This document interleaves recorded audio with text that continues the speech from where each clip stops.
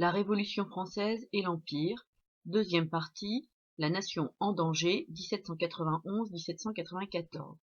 Progressivement, l'image du roi change, la défiance s'installe alors que les dangers se multiplient. En juin 1791, Louis XVI et sa famille fuient Paris. Ils sont reconnus et arrêtés à Varennes, à plus de 200 km à l'est de Paris.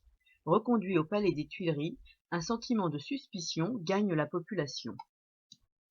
Ce sentiment de défiance s'amplifie car la population reproche à Louis XVI son usage du droit de veto, c'est-à-dire son droit de suspendre les lois décidées par l'Assemblée nationale. En avril 92, la France déclare la guerre à l'Autriche. On craint en effet une intervention des monarchies absolues souhaitant rétablir l'absolutisme en France. Au début du mois de juillet 1792, la Prusse entre en guerre aux côtés de l'Autriche. L'Assemblée nationale proclame la patrie en danger. L'Assemblée nationale fait alors appel aux volontaires, à des citoyens qui s'enrôlent aux côtés de l'armée de métier. Les défaites de l'armée française rendent Louis XVI encore plus suspect, et le peuple de Paris appelle à son détrônement. Au matin du 10 août 1792, une foule de plusieurs milliers de personnes, fédérés, volontaires, marseillais, sans culottes, marche sur le palais des Tuileries. Le palais des Tuileries, protégé par des gardes suisses, est assailli.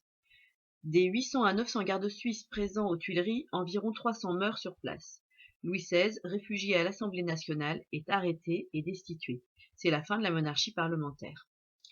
Cependant, la violence se poursuit et en septembre 1792, les sans-culottes vont dans les prisons de Paris et tuent un grand nombre de leurs occupants, prisonniers royalistes, religieux opposés à la Révolution.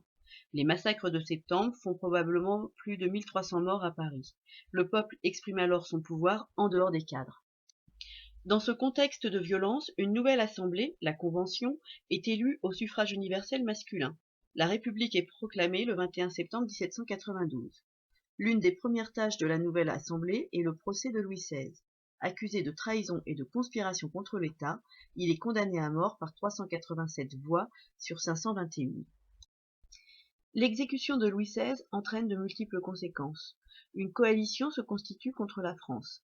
Elle est formée par les royaumes de Grande-Bretagne, d'Espagne, de Prusse, d'Autriche, du Portugal, de Sardaigne, de Sicile, des Provinces-Unies.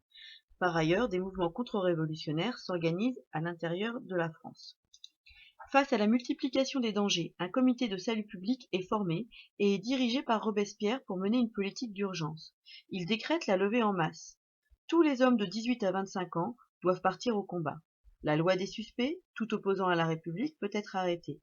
C'est la mise en place de la terreur. Durant cette période, l'exercice de la souveraineté devient lié à la capacité de défendre la nation. Le citoyen, exerçant sa souveraineté, est aussi le citoyen qui combat pour la défense de la République.